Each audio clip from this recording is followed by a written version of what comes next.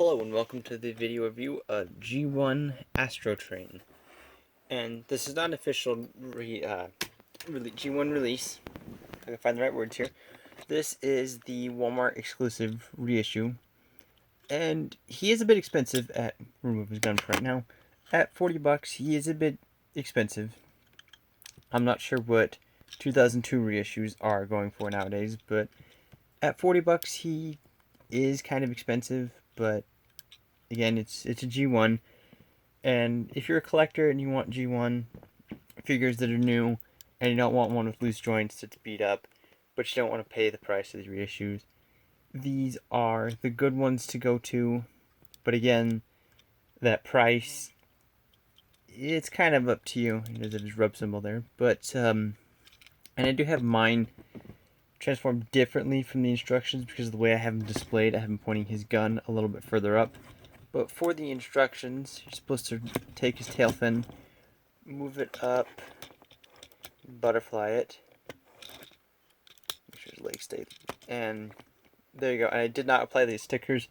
All of my reissues do not have stickers on them unless they're factory applied, and I do that because I'm not good with stickers, and I just don't like the look of them. They peel off now over time. My official G1s, my original G1s from the 80s, that are not reissues, they do have the stickers on them because I bought them that way. But he would have a sticker here, and I don't leave it transformed like this because you can't move his arms. So if you do have his gun, he can do that number, but he can't have it pointing forwards. So what I do is I just close it up, slide it down, slide it all the way in. This leg not want to stay locked out. But there you go. And articulation wise, get that all the way in there. He's a G1. He does have these ball-like joints. They're not ball joints. I'm not sure how well you can see in there. They're not quite ball joints, so he can move. He does have this joint for transformation. They can move up and down. You know, he's got shoulder.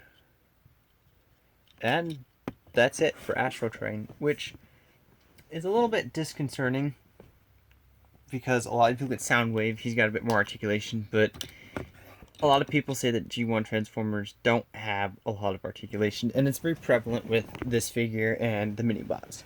And one issue I'm having filming him is he's a little bit taller than the other GoBot figures I did, so you're not going to be able to see most of them unless I hold them up, and it's kind of hard to do and hold it up around the camera. And I do apologize for the rest of my collection stuff in the background, zooming in and out of focus. I didn't really have a good enough space to do this, so I was moving stuff around. But there is astrotrain in his robot mode.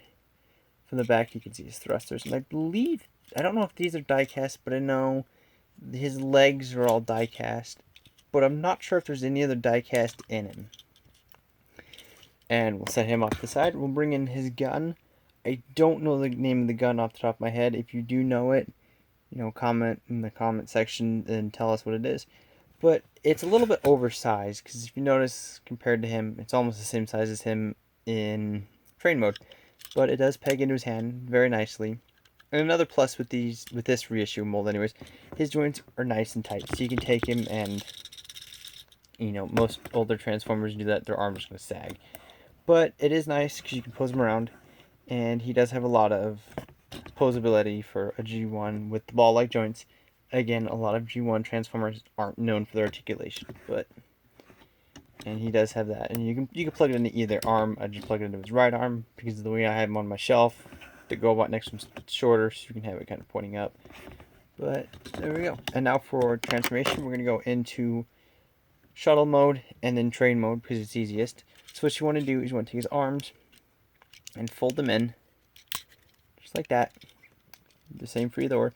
And with this arm, it is incredibly tight to get out.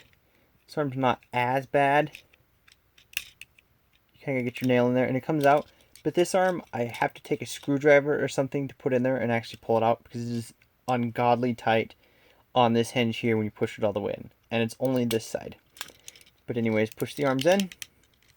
And then you want to remove the tail fin first, not remove it, but pull it up. Because this is one thing I did not notice when I first got him, is when you bring this up over his head. Sorry if you can't really see that, I'm trying to look over the camera under this. Is this actually covers up where the tip would go. So it actually locks it in place for shuttle mode, which I did not know. And you just want to be wary of that so you don't damage the figure in any way. And you want to take these bits, and these on mine are incredibly tight as well. And you want to open them, and it does flex when you move it because it's incredibly thin, and these are really tight pegs. I'm not sure what you can see, that the peg there is really tight in this slot right here, and these are really tight up here, so I'd be really careful with that because they do flex. This side's not as bad as this side, but it's still pretty bad. And then you want to come in here, and you got these bits here. I'm trying to do this on the viewfinder. You want to pull them up to about right there, and if you notice, they won't slide forward. You don't want to force them. I believe, hold on one second.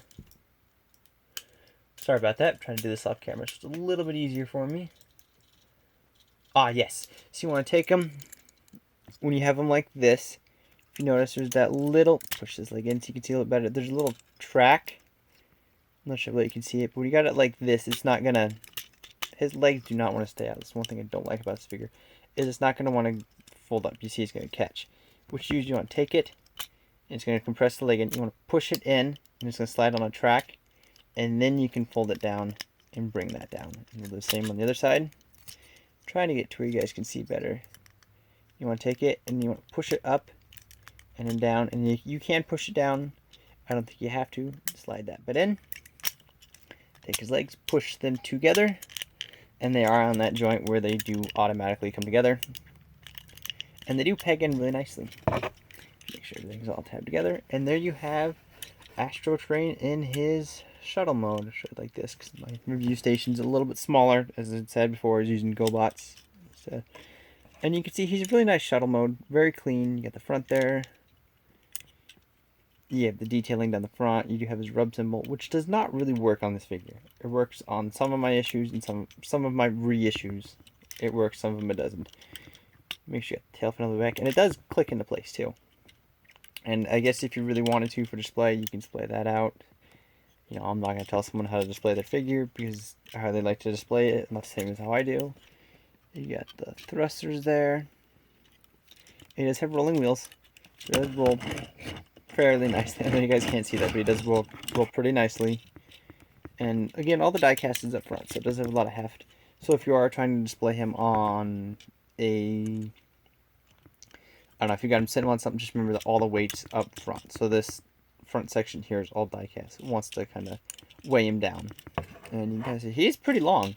Compared to his gun, I mean, you can kind of see it's almost the same size as him. And now we're going to go into train mode. And what I find easiest to go in train mode is you want to split these. Mine is incredibly tight in parts that it really kind of bothers me. So you want to split those apart and you want to bring them down. Hold on one second. There it goes. You want to split the legs again like you're going in the robot. Bring these up. And when you get to right about here, you want to take it, push it in. So it's going to bring it up on that track. And then slide it down. Trying to make sure I did this right because I'm looking more at making sure I can keep it in frame here. So I can't, I'm hoping you guys can see this. Once you flip those in, close those down again. And for some reason on these older figures, my camera does not like to focus. And it should tab in unless I don't have something right here. I might not have something right there, but you can see the boiler of the train kind of complete there. And then you want to come to the back, and you want to take this bit and unpeg it. And one thing with these though is if you notice it does have these little hook tabs, is it doesn't actually tab in there when you bring it up, and it's going to kind of slide on there. You want to kind of pull it in a upward motion so you don't break those little nubs off. You want to just bring that, get it out of the way, and you want to bring this down just like you would for robot mode. Right about to there, slide it all the way in. Make sure it's all the way pushed up. You can see here that when you bring it down to about right there, it's in place, but then when you slide it down, you have this gap here, and you want to take it, push it forward, close in that gap. You want to bring up the back, take his wings, fold them in, and they do lock into place. Take these bits and fold them in. And one thing with the, it's up front here, you want to take these bits and you want to bring them up, and they are a bit tight on here, and you want to fold that up, that makes the side of the train. And I'm not sure how well you can see it, but I am getting paint chipping on this part because of the die cast. You can kind of see it a little bit there on the die cast black here, because being I'm not sure how well you can hear it, but it does have some oomph to it. So when you click it into place, just be careful of that. And these ones are a bit tight on mine. These side wheels, you want to untab them. They don't really tab in, they just kind of lock into place. And that fills out the side of the train. Come down to the other side. I believe on this side, you can see it right there, the paint really chipping. And you want to tap, hold on 1 second. Oops, sorry about that. Knock the camera over. Learning curve. Trying to review a larger figure. And the wheels on mine are really, really tight. There we go. And there you have his train mode, which does look pretty nice. For a G1 figure, you can't really tell this turns into a shuttle, apart from the thrusters on the back. But for 84, 85, I'm not sure when this guy was originally released, I want to say 84, he is pretty decent. You can see some molded in details here. He's got the stacks. And just for the fact of when this came out, I don't know if this was microchains or Diaclone. I don't know what line he was originally from. But just that he turns into such a neat train. And from the 80s, all you had was GoBot's Loco, an astrotrain that became a locomotive or a train, which was pretty interesting at the time, and also a shuttle, which for shuttles you had Blastoff, Spacey, Astrotrain, Skylink. So there was a handful, but there was only two trains. Sorry about that, 2 trains. And yeah, thank you for watching the video review of G1 Astrotrain. I do apologize for this review kind of being rushed and not as polished off as my other ones, and trying some new things out. I had to move some stuff around. But like this video if you enjoyed it. Sorry about that, got a little bit tongue-tied. Comment down below what I could do better, and subscribe if you feel like it. This is a Prussian Night review of G1 Astrotrain. And my next review, I might do either another GoBot or another G1 Transformer. But subscribe if you'd like to see more, and thank you for watching.